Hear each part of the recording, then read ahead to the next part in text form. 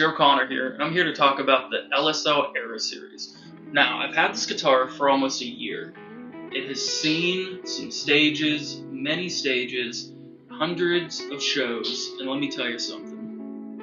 This thing holds up. Now, it's definitely worn.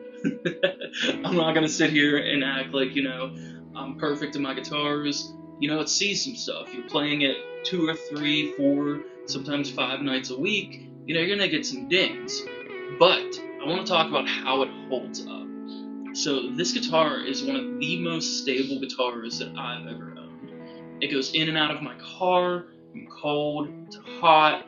If you're playing a festival and you don't play until 9 o'clock at night, it's hanging out in your car for a while. And I never have to adjust the neck. I haven't even had to adjust the intonation in this thing. Now, let's talk about some of the constructions of what makes it special. So, first of all, it is a roasted pine body with a very thin nitro finish. Now, with the Era series, it's a vintage spec guitar, but it's not in that vintage guitar price point. What LsL wanted to do is take everything that we love about all those guitars that have been played for 50, 60 years and bring it to you at an affordable price. So they're still handmade. Mine comes loaded with Seymour Duncans, and it holds up to the test of time. Like, this thing gets beat on every single night. 1-hour shows, 3-hour shows, worship services, playing at home. I can't count how many hours this guitar has on it. Okay, so the first thing that I want to talk about is nitro finish. All the vintage guitars we all love come with that nitro finish. And what it does is it helps the wood breathe a little bit. And what I mean by that is there's pores, more air, more tone.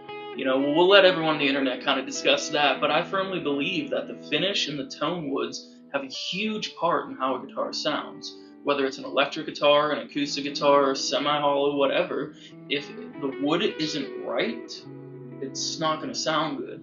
That's why you see a lot of guitars that just might be old, might not sound good. So like I said, it's a roasted pine body with a thin nitro finish that helps it breathe and adds a lot of sustain. Let's talk about some other specs. So I have Seymour Duncans in mine. Now you can get these with the LsL hand wireds, which I have a set in an XT from LsL that I play a lot too.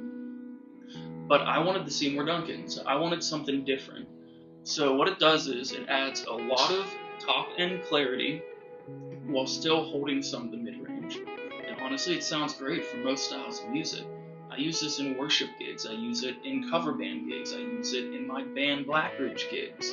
It's honestly my go-to guitar whether I'm practicing or performing, and that's just because it feels right to me. It has a rosewood fingerboard and a roasted maple neck. It has vintage style tuners, and it's just a great guitar for, in retrospect, not a lot of money. I mean, to get a guitar like this that sounds as good as it does and feels as good as it does, it could literally be double the price. Now, let's talk about how it holds up.